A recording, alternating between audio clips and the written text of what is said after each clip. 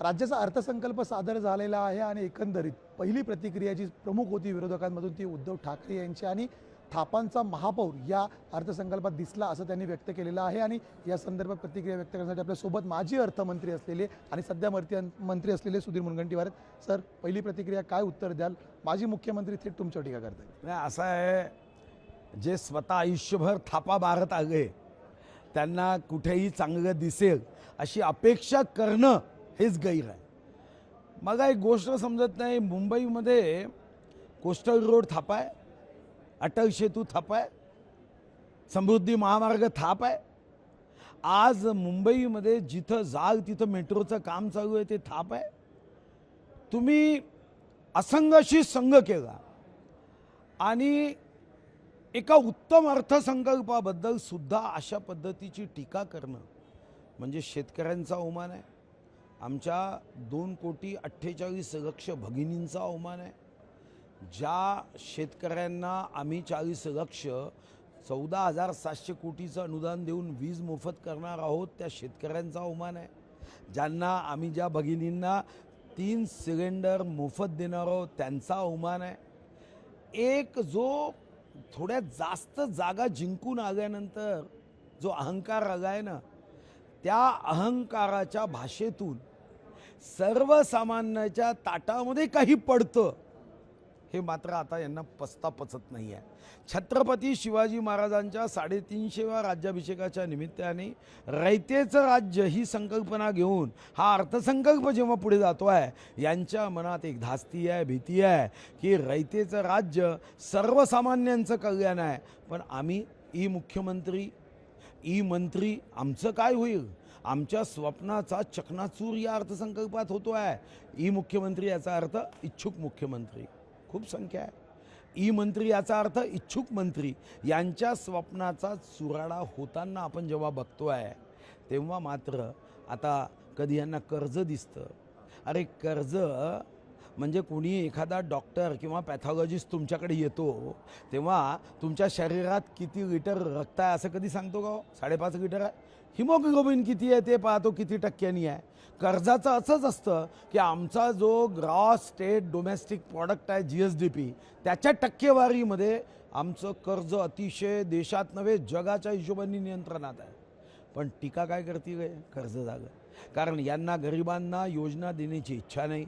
याला जोडून विचारतो कारण राजेश टोपे यांनी जी प्रतिक्रिया व्यक्त केली त्यांचं म्हणणं होतं अंथरुणच पाहिलेलं नाही सरकारने अर्थसंकल्प सादर करताना, तुम्ही तरतूद कशी करणार, अंमलबजावणी कशी करणार? एवढ्या योजना महिला आणि मुलींसाठी तुम्ही आणलेल्या आहेत, शेतकऱ्यांसाठी वीज माफीची योजना आणली आहे, तरतूद कशी करणार?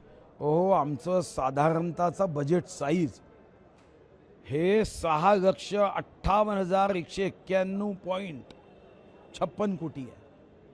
आमचा GSDP 5 वर्षामध्ये राजस्थानचा त्यांच्या राज्य निर्मितीनंतर जेवढा झाला तेवढा आमचा 5 वर्षात होतो।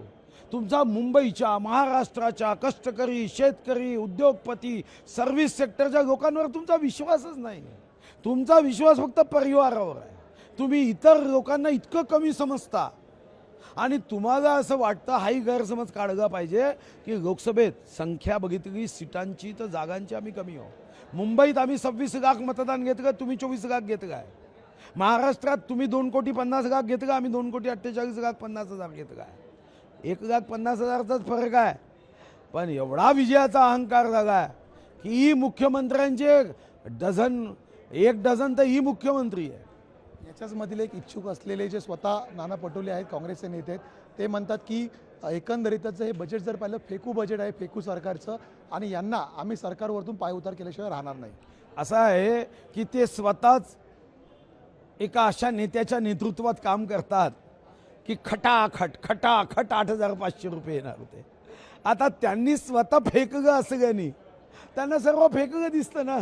अरे तुम्ही चष्माच तसा लावला आहे, तुम्ही लोकांना बनवायला गेले, आता तुमच्या कार्यालयात गायनी लागताय खटाखट। आता या विधानसभेत खटाखट लोक तुम्हाला तुमची जागा दाखवणार आहे। विरोधकांची एक अर्थसंकल्पातून इच्छा होती ती पूर्ण झाली नाहीये, ती म्हणजे शेतकरी कर्जमाफीची। आमचं सरकार आलं तर आम्ही कर्जमाफी देऊ असं अनिल देशमुख बोलतायत। असं आहे, त्याच्याशिवाय आता त्यांच्याकडे राहिलं काय? आम्ही भावांतर योजनेमध्ये कापूस उत्पादकांना मदत करतोय, आम्ही सोयाबीन उत्पादकांना मदत करतो आहे, गाईचं दूध याबद्दल आम्ही मदत करतो आहे. आम्ही साधारणतः मागच्या काही 2 वर्षामध्ये 17,000 कोटीपेक्षा जास्तीची मदत केली आहे. आणि म्हणून आता काही शिल्लकच राहिलं नाही. सरकार येणं त्यांचं महाविकास आघाडीच्या स्वप्नाचा चकनाचूर होणार आहे. आणि म्हणून आता काहीच सांगता येत नाही. म्हणून आम्ही आता कर्जमाफी देऊ. आता तुम्ही कर्जमाफी याच्या अगोदरही देण्याचा प्रयत्न केला. तुमच्या कर्जमाफीची काय हाल झाली लोकांनी बघितलं. तुम्ही वेगवेगळ्या सरकारतर्फे वेगवेगळ्या मंडळांसाठी आर्थिक तरतूद केली. त्यात एक होतं मौलाना आझाद मंडळ. याच्यावरतून उद्धव ठाकरे म्हणतात की आम्ही ज्यावेळी मुस्लिम धर्मासाठी काय केलं तुम्ही आमच्या हिंदुत्वावरती विचारता. तुम्ही आता तुमचं हिंदुत्व सोडलं आहे का? नाही, मला वाटतं की जे मौलाना मंडळ आहे ते सर्व अल्पसंख्याकांसाठी आहे. आणि म्हणून त्यांनी तो गैरसमज दूर करावा की अल्पसंख्याक विभागाला निधी दिला म्हणजे तो एका विशिष्ट धर्मासाठी नसून त्यामध्ये पारसी आहे, सीख आहे, ईसाई आहे, जैन आहे, याची माहिती त्यांनी थोडी घेतली असती तर जास्त चांगलं झालं असतं. धन्यवाद. हे होते माजी अर्थमंत्री आणि सध्याचे वनमंत्री आणि सांस्कृतिक कार्यमंत्री सुधीर मुनगंटीवार. आणि एकूणच मुख्यमंत्री पदाची जी स्वप्न बाळगून आहेत त्या उद्धव ठाकरे यांनी थोडीशी माहिती घ्यावी असा सल्ला त्यांनी दिलेला आहे. कॅमेरामन विनोद नाईकसह मी चैतन्य नावरे, विधान भवन, मुंबई. लोकशाही मराठी ऐका, पहा, जागरूक रहा.